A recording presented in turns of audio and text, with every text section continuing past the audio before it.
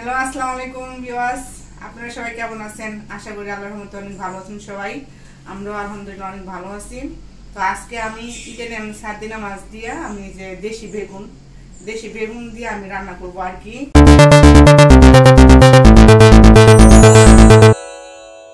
এই যে মাছের মাথা ফালাই দিছি, লেজটা রাখি, এটা বাস্তব আছে, লেজটা জাগা মানে এই লেজটা থাকে না, লেজটা সুন্দর লাগে না আর কি।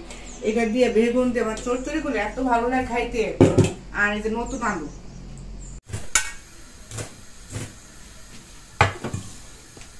সব রেডি করে রাখলাম, রান্না করতে এখন আর সময় লাগছে না।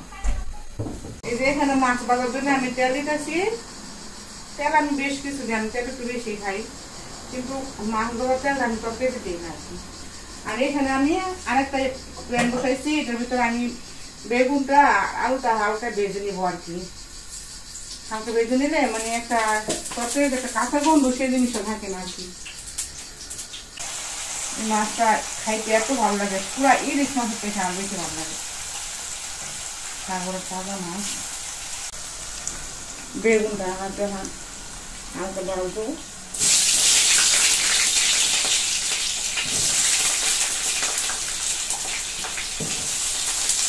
এই যে এখানে এই যে মরিচ বাটা, ধনিয়া বাটা আর হলুদ, আমি কিন্তু আদা রসুন দিব না, আদা রসুন আমি কখনো মাছে দিই না।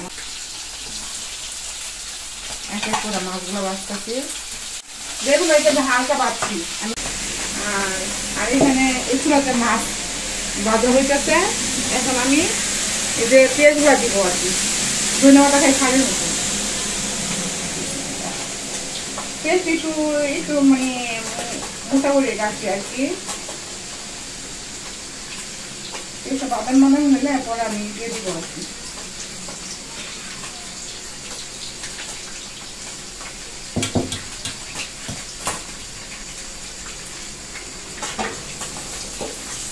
আর লবণ হয়েছে যার যার স্বাদ মতো লবণ। লবণ কেউ অনেকে বেশি খায়, অনেকে কম খায়। তরকারি তো লবণ মোটামুটি খাই, কারণ আমি সবসময় তরকারির ভিতর সব তরকারি মানে আমি ফুটানো পানি দিই। এই যে আমি এখন মশলা দিতেছি, এই চামচ দিয়া উঁচা করে 2 চামচ হলুদ, 2 চামচ মরিচ, 1 চামচ ধনিয়া দিব আর কি। এই যে 1 চামচ মরিচ বাটা, 2 চামচ। এখন দিব আমি হলুদও 1 চামচ সমান। অনেকে বলো হলুদ বেশি দিলে গন্ধ করে, কিন্তু আমি যে রান্না করি কখনো হলুদের গন্ধ করে না, তরকারি কালার অনেক সুন্দর হয়।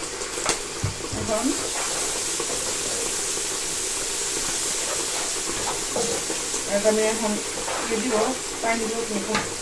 এই যে এই গ্লাস দিয়ে 1 গ্লাস, মানে অনেক বড় গ্লাস, 1 গ্লাস পানি দিলাম। এটা মশলা কষানো হয়ে যাবে, কারণ মশলা তেলটা উপরে আসবো, তারপরে আমি বেগুনটা দিব। বেগুনটা দিয়া পরে একটু জল দিয়ে আমার মাছগুলো উপরে ছেড়ে দিব আর কি। এই আমার রান্না শর্টকাটে রান্না হয়ে গেল। আমার রান্না করতে বেশি ঘুম লাগে না, আর আমার কাছে রান্না করতে অনেক ভালো লাগে, অনেক রান্না আমি অনেক পছন্দ করি।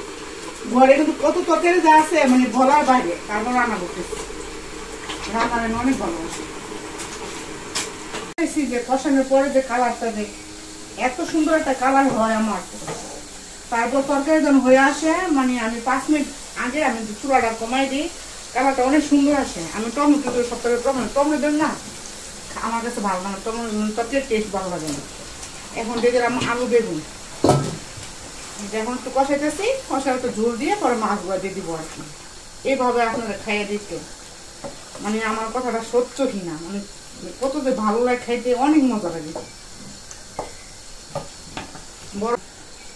এখন এই যে আমি গরম পানি দিয়ে গেছি,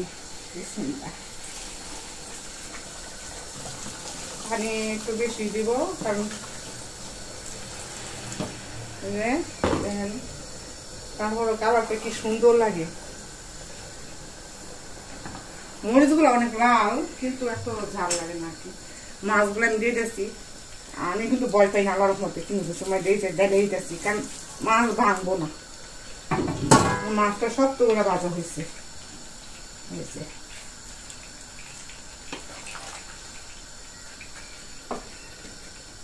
আর একটু পানি দিব, কারণ কিছুর জন্য এটা জালে আসতে দিব।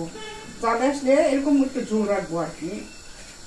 আমি একটু পানি দিব, যেটুকু আছে এটুকু আমি দিয়ে দিই। এটা ফোটানো খানি, সমস্যা নেই।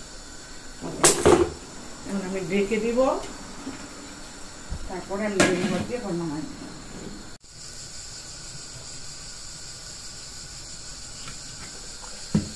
এই যে আমার চলে আসলাম, এই যে এটা এখন সুন্দর হইতেছে, ঝালে হইতেছে। পরে কিছুক্ষণ পরে আর কি ওটা দিব।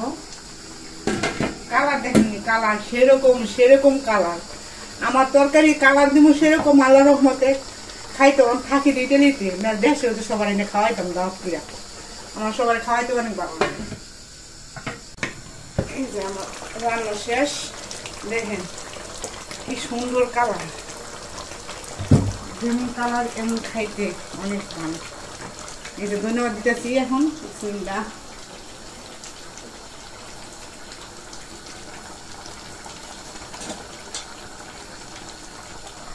না মানে 30 সেকেন্ড 1 মিনিট আগে ধন্যবাদ দিলে তরকারি টেস্ট অন্যরকম। আর আমি কিন্তু কখনো লবণ দেখি না তরকারি মধ্যে। আল্লাহ রহমতে আমার লবণ রাখতে পুরো পারফেক্ট হয়, কমও হয় না বেশি হয় না। আমার একটা আইডিয়া হয়েছে আগে রান্না করতে করতে।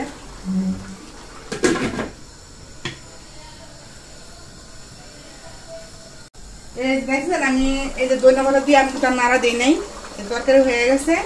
এই যে আমি এখান থেকে গ্যাসও আমি বন্ধ করে দিতেছি, চুলা অফ, আমার রান্না শেষ। আর আমার এই রান্নাটা যদি আপনাদের কাছে দয়া করে যদি ভালো লাগে, লাইক শেয়ার করবেন, সাবস্ক্রাইব করবেন, আর ভালো থাকবেন, কমেন্ট করবেন।